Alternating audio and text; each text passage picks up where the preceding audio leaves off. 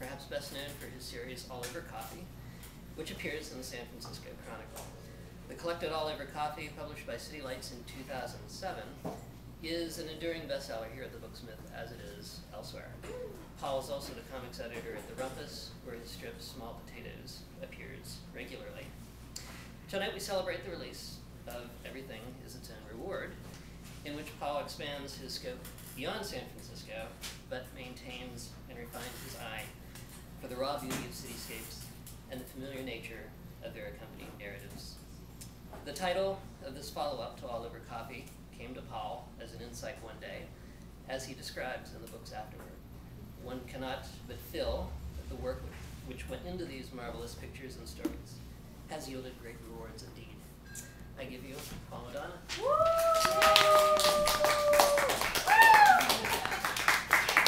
Thank you. Thanks for coming, really. Thank you for coming. I can't say there are more of you here than there were at my wedding, so that's got to stand for something. I did that on purpose. Can you hear me in the back? So I do a very free-form presentation. I have slides that talk about the book and talk about the process, but feel free to ask questions at any point in the middle of it because I'm generally rambling on. I'm teaching a class at USF this semester, a drawing class, which is wrapping up next week, and I barely planned for that. I basically had like an arc of what we were going to do over the semester, and I just show up and I start talking and make them do things, and it's worked out pretty well. So I think this will go fine. I want to talk about the title, Everything Is Its Own Reward, as this, it's a play off of, I don't even know what to call it really. It's not a cliche, it's kind of an adage. It's the idea that I've heard many people say, like patience is its own reward, or that's the one that I always heard growing up, I guess because I was a fairly impatient child, so my mother was always telling me that was its reason. But I never understood it, you know, this idea of what a reward was or what that meant. And I was having an issue with making the strip. You know, I've been doing this for 7 years in the newspaper. I should start, I'm assuming that everybody knows All Over Coffee. Is that true? Does anybody not know it? Has everybody seen like the first book? And okay, so I've been doing the strip in the Chronicle for 7 years. The first book covered 3 years of work, and this is the past 4 years worth of work. What happened after the first book is I felt completely resolved and really excited about wrapping up a body of strips, and then I felt like I had to move on and create something new. And I had a lot of momentum for the first year, but after that, I came to this place where I was afraid of repeating myself. I didn't want to just do the same thing over and over again. And All Over Coffee was never about creating the same characters or always telling the same story. It was about pushing the boundaries of what I understood text and the relationship of text and image to be. It was the dissection of the comic strip. And I remember really distinctly, as Sean noted, like that I wrote in the afterword that I was sitting at the D Young, I was taking a day off, and I was saying, well, why am I still doing this thing? What about it still interests me, other than the fact that I have a regular gig and I get to draw and I get to write? But what is it that I want to say? What do I want to do with this? And the idea of, oh, you do it for its own reward. You do it for the sake of doing it. And that kind of came down to the base of what my entire creative process has been about. Like, it took me 10 years after I graduated college to get published. And that was 10 years of working on my own without anybody asking anything from me, without anybody really caring whether I was making art or not. And that's sort of the hardest time because there's a lot of conflict. Your friends are going out, your friends are getting married, they're having children, they're making money, they're buying houses, they're doing all these things that are considered life and growing up. And here I was working, you know, as little as possible so that I could have time to be alone in my studio and make these things that seemingly no one cared about. And why? Why would I continue to do that? And there's something about the process that fed me and that I was still interested in. And so this idea summed up why I do what I do. And it really carried me through the next few years of making a lot of work. So this book, I think, encapsulates what I would say is the creative process. There's a narrative that happens, but it's not like a story narrative. There's not a character who goes and does something and has a big resolution. But there is a resolution for sort of me as the author or the creator inside of this. And I think you can feel that with the way I've structured all the pieces. And so I'm going to give you like a brief overview of how the book moves. which is completely different than how an author would normally come to you, whereas they tell you about their book and then read you a little excerpt, right? I'm sort of picking little pieces and going to map you all the way through the book. Oh, you have it. So I also chose to begin the book a little differently. Instead of starting us off with a title page, I started off with a little series of pieces. And so I'm just going to let you read them. Go ahead.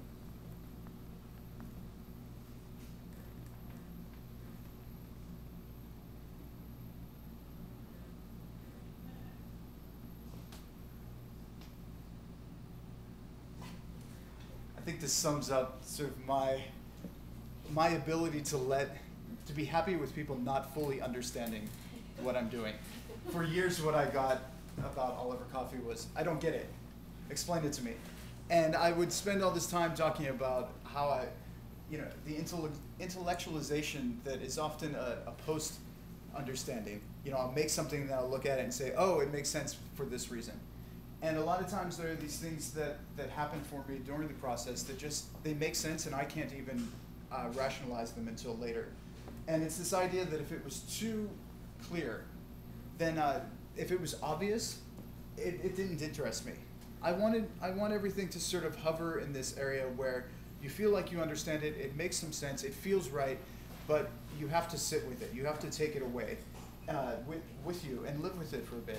And that's sort of how I make these things. Like, I begin with writing. All of it begins with stories or notes that I'm writing down in my notebook. And I'll walk around the city, or I'll just keep my eyes out for something visual that captures my attention. And when that happens, oftentimes one of the stories that I've written will pop up in my head.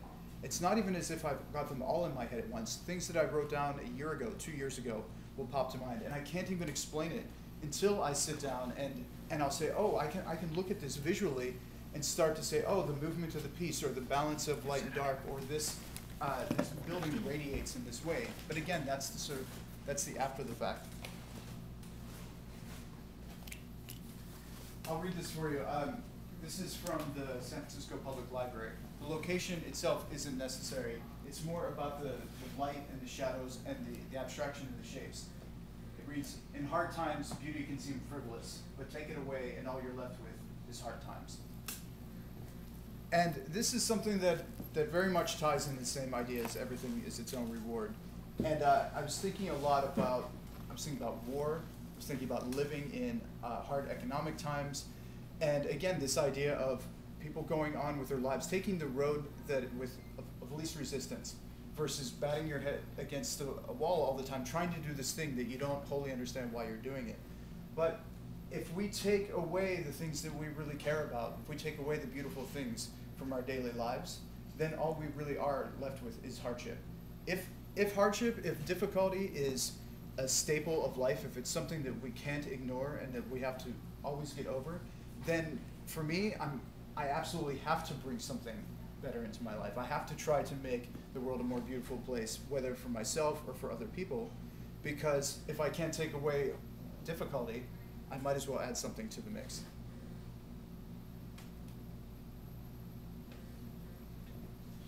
So it's all the places we went, the things we did.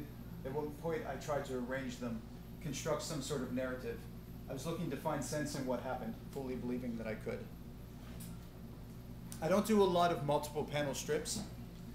This one functions slightly different than the rest of the book, but I think it's a great piece that sums up what I did with the book. I'd like to say, too, that I don't consider myself an illustrator. If I have to call myself anything, I say cartoonist, because it tends to be more of a humble word than artist or writer. I don't consider myself an illustrator because of the way that I work. I draw straight to ink, I draw from life, and I draw one time. I really don't want to do sketches, preliminary sketches. I want to be on site, look at what I'm drawing, and really respond to it, respond off of it, and just make my marks and let what happens on the page happen. This piece was a bit more constructed because I really wanted the images to flow together. I wanted them to be somewhat illustrative and respond off the words. Like all the places we went, this is sort of an abstract building. You know, we're not really sure what kind of scape this is. It could be on the moon type of thing. You know, things we did, the monument, it's very active, and yet it implies some sort of history. Tried to arrange them. We've got all these wires that are tied up. Construct some sort of narrative. There's a car, a vehicle, something that moves you. Looking to find sense in what happened. I think this is a great panel because where do people go to find answers? They go to religion, fully believing that I could. And this was it's no longer there, but this was Cat's Bagels on 16th Street in Mission. And it was a giant bagel with an alien in it that was flying off the building. It's just such a wacky thing to walk down the street and see all the time. And just this idea of like, I can do it, I can fly off into the giant bagel into the universe. And the reason that I show it to you now in relation to the book is because I took all of these pieces that I made every week or over the course of months, over 4 years, and I put them together and I tried to find the experience arc that happened for me while making them. And I worked with a lot of themes. I had like 7 or 8 themes that I worked with, and those ended up as being chapters in the book. And then so each of those chapters have their own arc, and then those chapters go together. Next, please. Can I ask a question? Of course. On that slide, I was curious what the different locations were. The one that looks like a desert landscape, the first one. The top left, Harbin Hot Springs.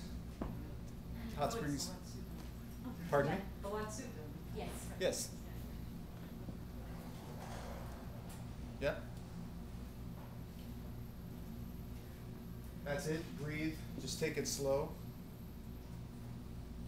Leave a little emptiness, a space for when what you're waiting for arrives.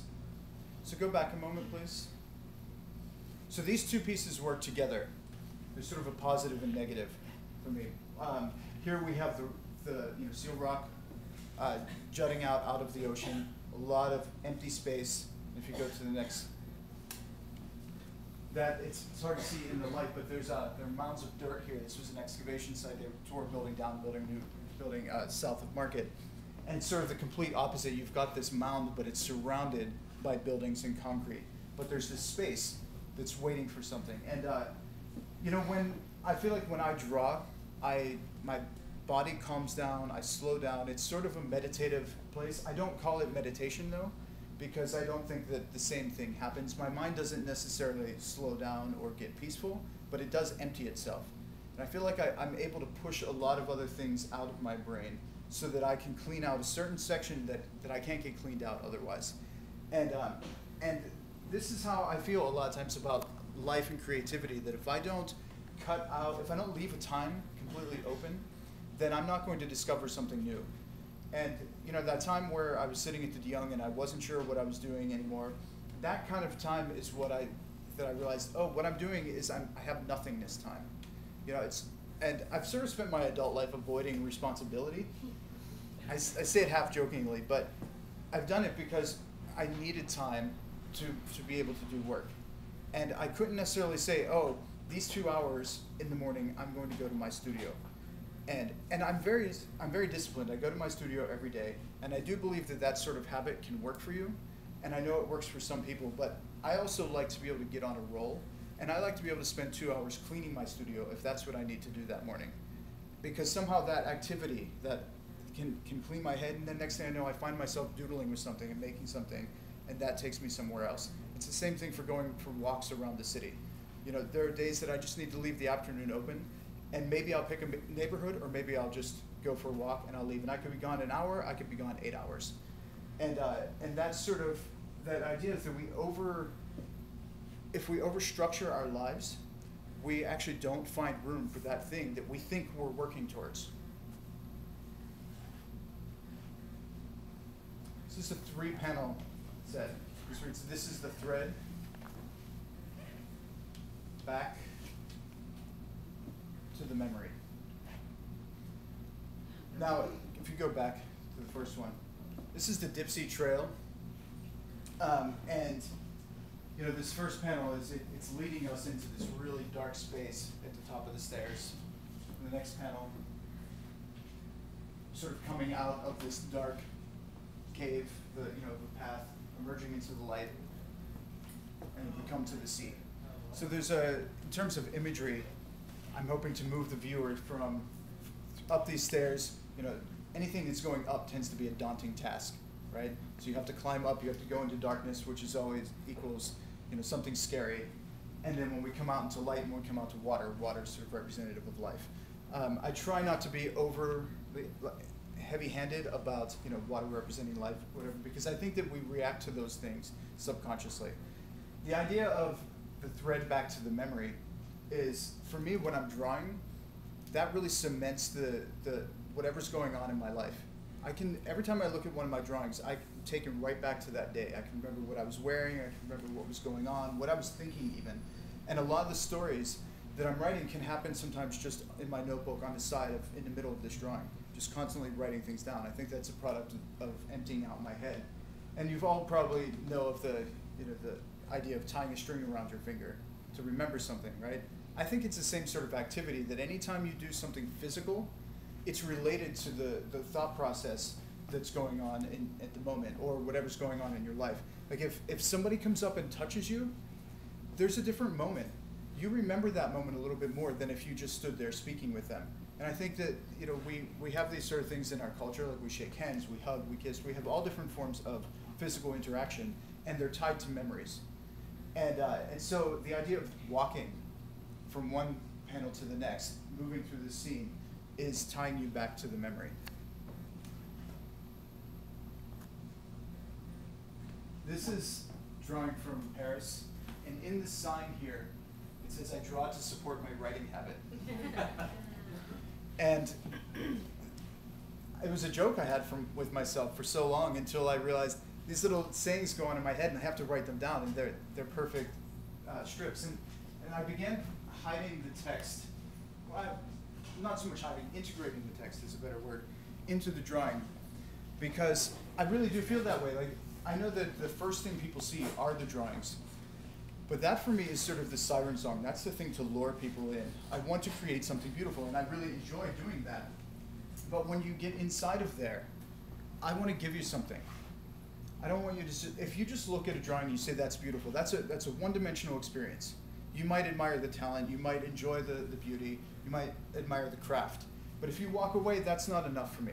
That's not enough to satisfy me. Once you're inside that piece, once I've got your attention, I want to give you something to think about. And that can cause a rift for some people, because what it does is it switches to the other side of your brain. And it also changes the feeling that you're having, right? Because at first, you might feel very relaxed, or there's something that happens by seeing a beautiful image. You're responding to the light, the shadow, the architecture. And then you get in there, and I give you something from seemingly right field. That juxtaposition is very interesting to me, because that change of feeling or change of thought, for me, equals the experience. That's your experience. Some people work with shock factor. They want to make you angry. I think that that's a very base emotion to work with. Some people work with sex. That's another very base emotion to arouse you. And that's just a very subtle change that takes you from the position you're in to, oh, I'm now aroused, or I'm now angry. It's much harder to make somebody laugh or to make them happy. But if I can have you enter in one way, and you think about beauty or your feeling, and then I take you into an intellectual place, you leave on a completely different plane than you entered. So I've caused you to have an experience.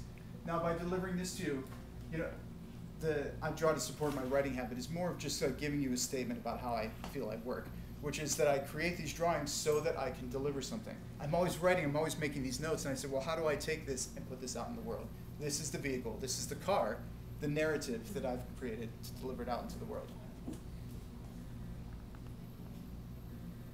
I often get asked for commissions, and I'm very, very difficult about how I do commissions. Basically, if I can get invited to a place and I just have to make whatever I want to make. I have to, again, I work straight to ink, so there's no preliminary sketches, and I have to be able to respond off of something. This is a house from Telegraph Hill. They have an amazing, amazing view from the roof deck, looking out over the East Bay, looking out over the bay. You can see that this is the ferry building, it's the Bay Bridge, but they've got this 280-degree view from their roof. They take me up there, and it's gorgeous, but there's nothing to draw, really. There's no foreground, there's no middle ground, there's just this wide expanse.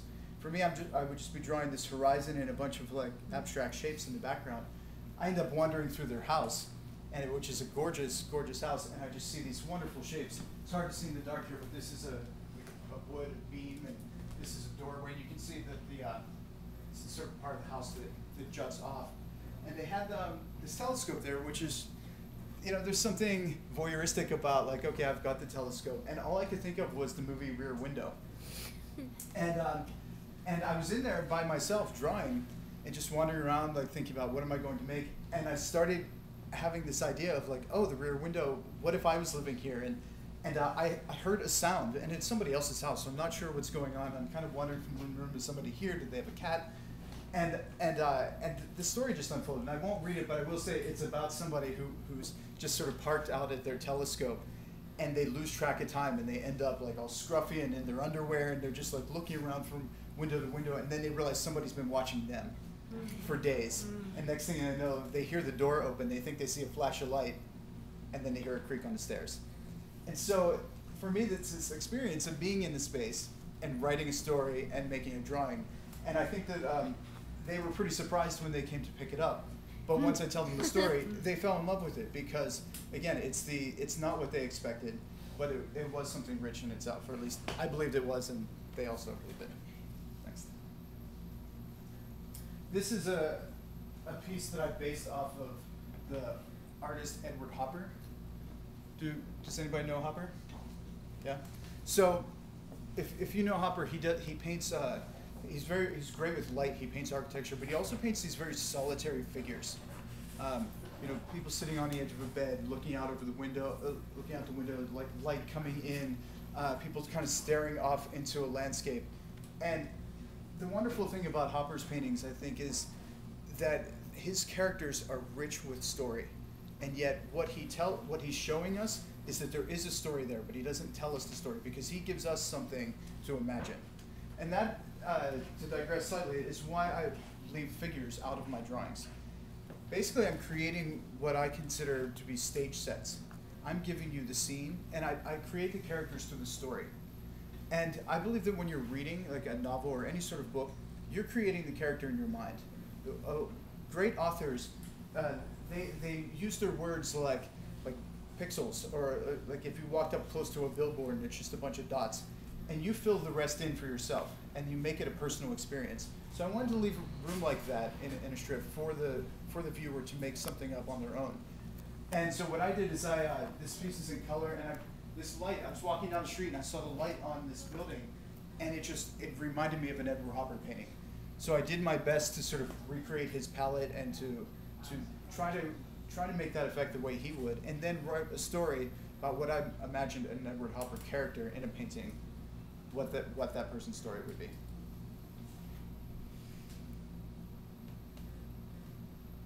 This is another piece that's part of the story section. So that Paris piece, the drawing to support my writing habit, began the sort of flash fiction, the storytelling chapter of the book.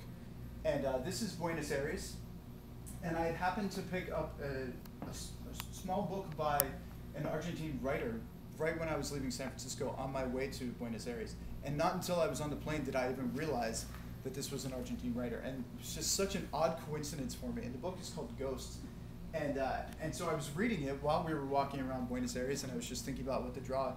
And we were walking down the corner, and this happens. My wife has to deal with this all the time. I'll literally stop and be like, all right, I have to draw now. Because the light is gorgeous, and I just want to sit down and take in the moment. And we're literally on a corner, there's a cafe, there's some people having coffee. We go and sit inside and just camp out and just wait for them to finish their coffee. 10 minutes goes by, and then we run out, grab the seats, and I start drawing. And I can't render these shadows on site this way because they change so quickly. Within 10 minutes, the quality of light is completely different. So I take a lot of reference photos for the light, but I'm doing the line work on site, and then I'm finishing those. I'm putting in the ink wash later, back in my studio. But again, even creating the line work, I'd like to be in that moment. And so I wrote a story that was one of the characters in this book, Ghosts, sort of what happened to her afterwards. And so she shows up, and I thought it was just very appropriate to be in Buenos Aires. And again, for the reader, for you, if you don't know this story, how does that affect you? Do you need to know that to appreciate it? And I'm not sure how I feel about that exactly. I kind of like just the really loose feeling of this story takes place there, that book took place there, we're in that place. And so because I've combined them, there's an atmospheric energy that all of you are getting from it.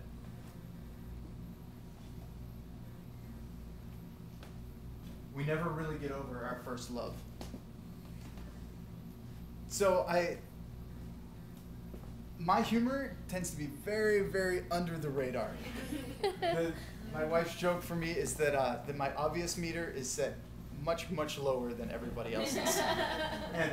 But I was walking, this is the Lakeside neighborhood in San Francisco, and I was walking around and somebody's lawn, somebody's fence had just been driven over, completely bowled over, and I just thought, I could probably make up a fence that's been driven over, but how great to actually see it. And there's just there's something about these little broken, the posts, these posts are missing, this one's broken, the way that this is mowed down, it's just something wonderful about that you can never really make up in quite the same way.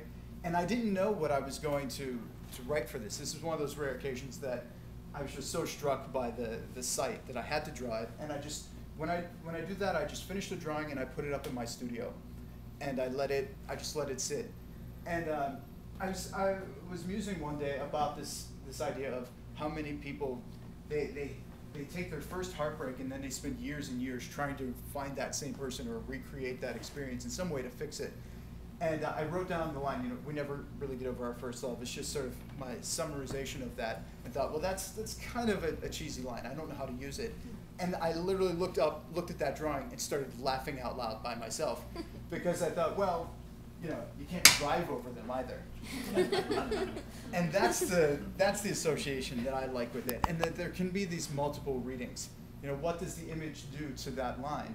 It takes the cheesiness out of it for me. And there's something about it that is really true that we can relate to emotionally, but then there's a joke. And I don't know that I could have created this as a cartoon from the other side. Yeah. I love it that there's a cross there because it's like an X. You're talking about. Right. It's kind of off-center it's too. crossing over to the other side. It's kind of off. There's like hope in it, I think. Interesting. See, that's what I like too, is that there's this interpretation. There's room for that, and that it doesn't have to be about my explicit desire of I'm communicating this exact idea. This is what I meant to tell you. That it can be a little looser, and there are always things that somebody can point out that might just seem screamingly obvious, and I've missed entirely. Next, please.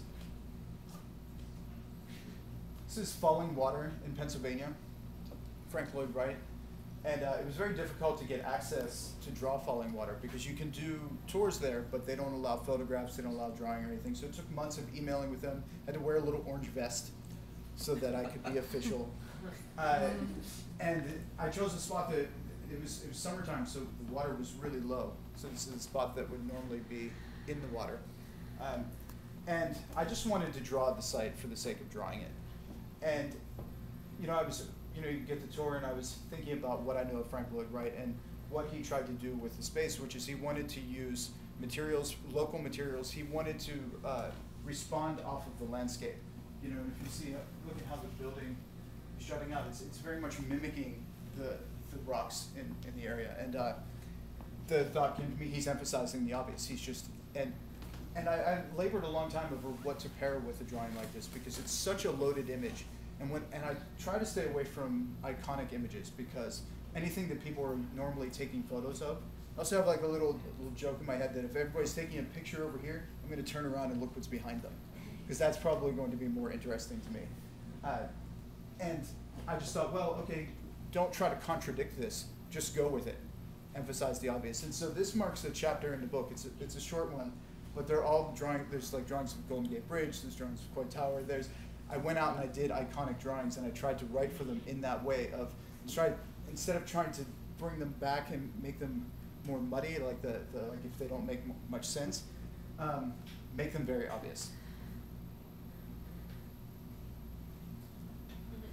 So this was right around the time of the election, and this piece was going to run on Sunday, which was after the election results, but my deadline was before the election. So if I was going to make a piece that somehow involved current events, which I tend to not do, I needed to do it in a way that could respond off of no matter the outcome. And I thought about this for months. And I think it was maybe Sunday or Monday, and the election was what? It's Tuesday. And my deadline was essentially Monday, but I could sometimes push it to Tuesday. And a storm was coming in, and I was kind of like, all right, I have no idea. I obviously haven't been able to come up with anything for this. Walking down the street, it's starting to rain, and there's this poster in the empty lot with the storm blowing in. And it's one of those moments that I just thought, exactly, because you've got this brightness in the sky and yet you have this darkness in the sky. Which way is it going to go? You've got an empty lot. It's both promise and it's destruction. Depends on how you look at it. It's like, it really is the glass half full, half empty. Which do you choose? And again, I have my drawing stuff on me. I have a little stool. I just plopped down. It started raining. I had my hood over my drawings. Friends of mine drove by and rolled down their window and started clapping. And they were laughing because they're like, Paul's sitting out on the sidewalk drawing in the rain. They're like, yes, that's me, of course. And then I also use color very sparingly, like in the case of the Hopper piece. I was doing it because it was Edward Hopper. And here, because of that poster, we all saw this image so much. And I thought it was a wonderful nod to no matter which direction that election went, it was still a response to that. I missed what location this was. Oh, this is Dolores and 15th. Next, please. This is in North Beach, looking out a window from Vesuvius. And this was an old ad that had been printed on the side of a building that had faded away. And the only words left were coffee, why? And it was a pretty perfect moment for me, too, of like, asking this question of why do I do this thing? And this starts the chapter where everything really begins breaking down for me. And go to the next one, please. All the pieces start becoming reflective about the process itself. And for years, I hesitated doing that because I think you get into a dangerous place when you start writing books about the author who doesn't know how to write a book anymore. When you start using your ennui as your subject matter, it starts to get a little solipsistic, and you're not really. How much are you really communicating with the reader? But at the same time, I needed to exercise these thoughts, and I needed to allow the strip to go that direction. So this strip reads. Well, actually, I'm not going to. I'll just say the last line is, "Would I criticize a tree for how often it blooms?" And I think that's the critical line of this piece. And the tree is actually kind of a stilted tree. And the funny thing about this drawing is, I think for the viewer, they might look at it and there's something awkward about it. And yet the tree itself was extremely awkward. And it's losing its leaves, and it's sort of that time of year. And I thought, you can't make a tree bloom twice more than it normally does. It sort of has its own process. And what is my process? I've been publishing weekly for years. Is that what I'm actually best at? And I was asking that question, and I didn't know how to figure it out other than to push through it. And what began happening is the work itself started breaking down. I tend to finish most pieces. This piece had been sitting around for a year. It was unfinished. And I was having a really frustrated day in the studio, and I pulled it out, and I just took a brush, dipped it in the ink, and I was saying, what am I saying to myself? And I wrote, and what about those thoughts that say you can do anything? And I was about to write anything. And I thought, well, wait a minute. No, what I'm always saying to myself is that I think I can do everything. Everything I want to, not like everything in the world, not like I'm going to become an astronaut and become president, but everything that I believe I want to do, I think I'm going to be able to achieve it in that moment. And that's just an impossibility, right? Like, there's always some things that have to be left behind. And I thought it was really interesting to have to cross out a word and to rewrite it. And I didn't think that this was going to be a finished piece. I really just thought, like, okay, I'm getting this drawing that I couldn't finish off my table, and that was almost a way of destroying it. And then I wrote it, and I thought, well, that's hilarious. There's my strip for the week. Go to the next one. And that led to this piece, which says, I can't seem to finish anything. And, again, these buildings on just off of Haight, a few blocks down from here, are so iconic. Everybody comes here and takes pictures of them. And I thought, I'm going to go out there and draw the pretty Victorians for everybody, and I just couldn't finish it. So, you know, that was kind of a great joke for me. But I made 2 of those jokes. I'm like, okay, I can't do a whole series of them. Next one, please. So what happened then is my wife and I, we went to Paris for a month. And I decided this is a perfect time to just let whatever happens, happens. Normally I plan like I'm going to do all this work, and I always bring drawing materials, and I have all these expectations of how much I'm going to get out of it. But I decided if I make nothing while in Paris, that's going to be fine. But I also started thinking about, like, I just need to document at some point this trip. So I took a lot of pictures. This was actually done from a photograph. Next. And what I came up with was not a lot of pieces from Paris. Actually, the drawing to support my writing habit piece was from that trip. I'm going to read this one. It says, "All my offerings of beauty are little more than decoration, if through them my demons are not set free." And this is the same idea as everything is its own reward, which is, why am I doing this? Why am I drawing like this? Why do I continue to create this vehicle to deliver the ideas? It's because I want to deliver something, and I'm not happy with just the pretty pictures. Yes, I want to make something beautiful for you. I want you to enjoy that. But if I don't clean something out of me, if I don't exercise my demons, then it's just decoration, and that's not enough. Next, please. So we returned to San Francisco, and I really felt like I'm purging something here, and it's time to begin again. And how did I start this trip? Well, it really started by getting out of the studio, because as much as I love my studio and I think it's an extremely creative place, it's really a place of discipline.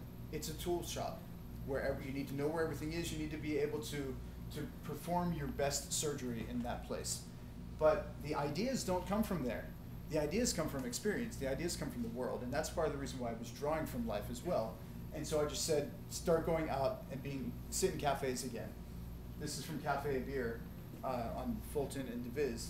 And I just sat down, had a coffee, had some lunch, and I did this start to finish all on site, and just wrote, get back to where you think you started. Now the important idea here is where you think you started, because just because you go back to what your perceived beginning is, doesn't mean you're at the same beginning. You have a consciousness of having gone a full journey, and you've learned something, and you've learned enough that say, okay, I need to go back and revisit again. And the experience you have after that will be completely different. You can't be aware and have the same experiences you had when you were unaware. And I was very conscious of that. And you know, when I'm crafting a line like that, I'm very conscious of saying, you know, is it just go back to where you started? No, it's where you think you started. So I began doing pieces where I was literally revisiting the same sites. This is the place where I did my first all-over coffee drawing, where I chose my materials and I had the idea. So I went back, and again, I was doing them all on site. So this is just, I'm bringing little jars of ink with me, brushes and water, and just trying to do everything in like 2 or 3 hours, and just writing as I'm drawing. This is another piece, and why I'm showing a few of these is you can see how the style is a little rougher. And this one particularly, like there's more just like shadow and light. There's very little gray tone in between these, because I'm trying to really capture that moment while I'm there. And what I love about this one is, you know, this sort of ends up in the middle of the street, but this is totally an intersection where nobody really stops at any of the stop signs, so everybody's honking at each other. Somebody's always hitting a bicyclist. The bicyclist is flipping somebody off, you know, and it's just one of those corners where, you know, everybody thinks they have the right of way.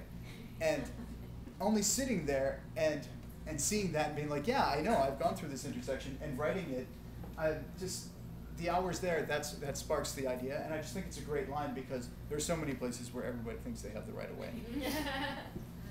Next, please. This is 4 Barrel Cafe in the Mission, and what started happening after we came back, and I went back to the beginning, is I thought, well, the issue isn't whether I'm smart enough or whether I'm creative enough. It's how do I speed that process up? How do I tap into what I can actually do and be aware of that and accomplish more? And it's not necessarily make more work in a shorter period of time, but how can I speed my thought process up? And how do you get smarter faster? And I think there's sort of a joke in there, but there's some sort of contradiction. But I love these boar's heads because it just seems like that one wasn't smart enough, that one wasn't smart enough. We just keep going down the line, and you're going to keep getting your head chopped off and put on the wall until you figure out how to beat this problem.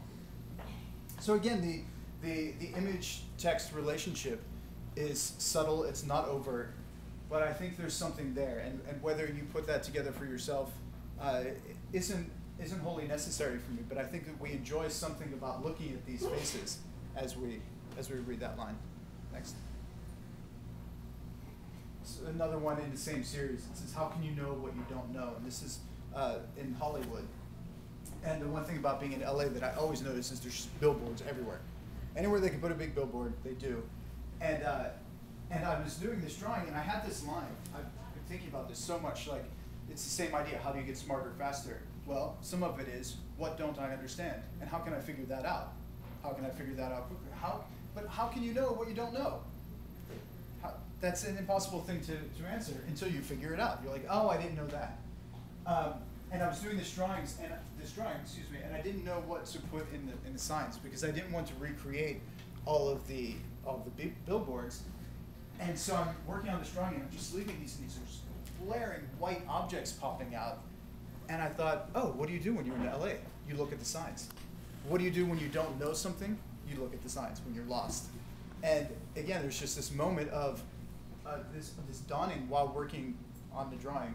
And so in the last sign, what I really hope, this is one of those few pieces that I hope the reader, when asking themselves this question, they have the moment of saying, oh, you look at the signs. Because then there's a dawning for all of us.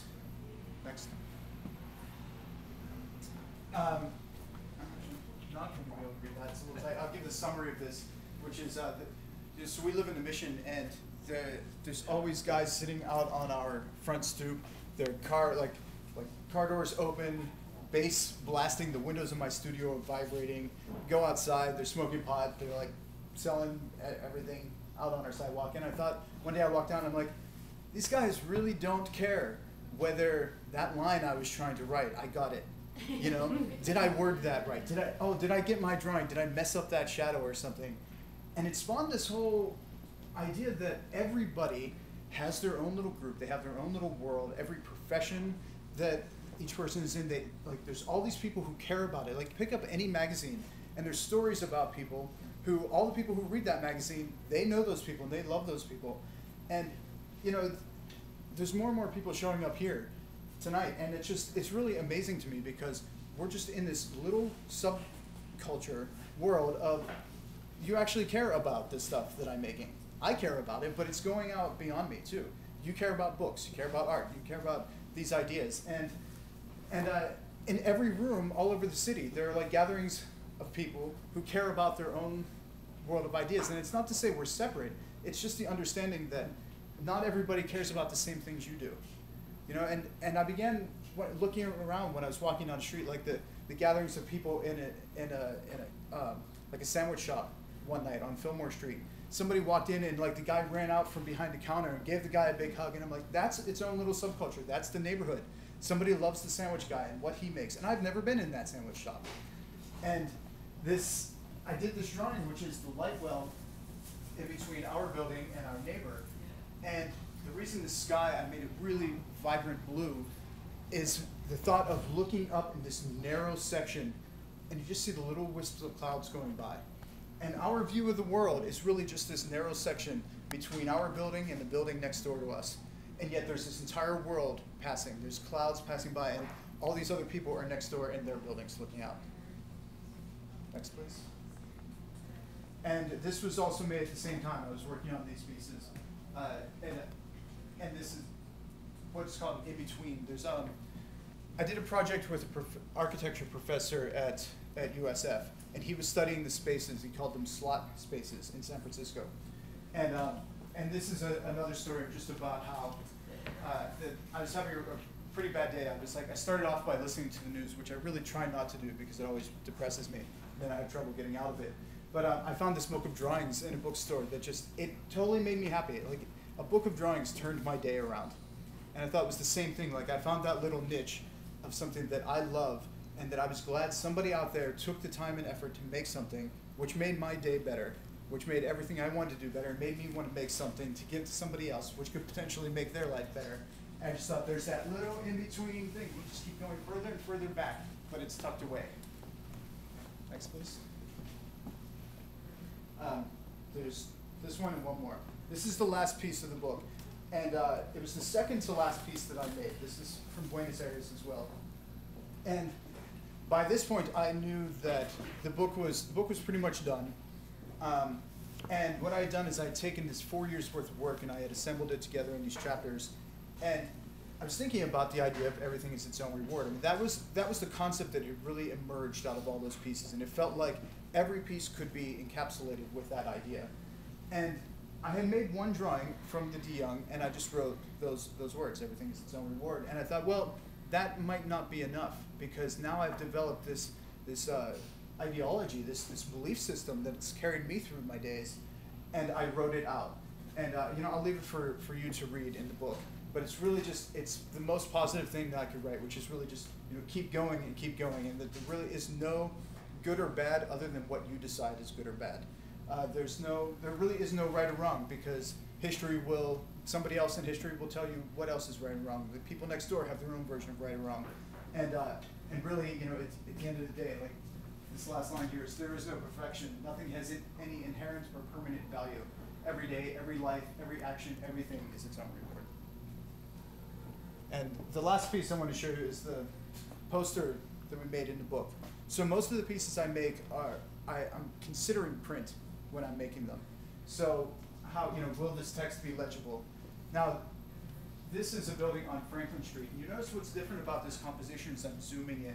So many of my pieces, like they put the viewer on the sidewalk as if you could stand there and be in that spot. And here I'm sort of abstracting the shapes. And I really, really loved all of these shapes that are going on here. These triangles of shadow, just the way these balconies are stacking.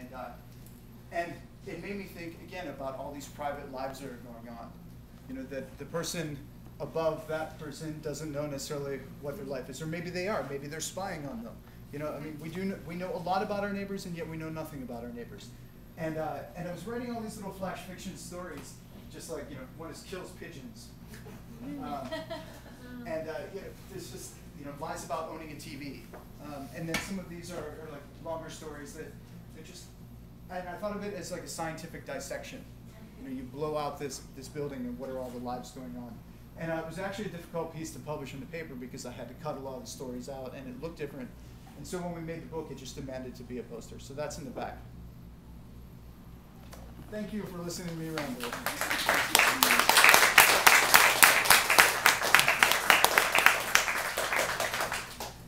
Happy to take questions if anybody has one.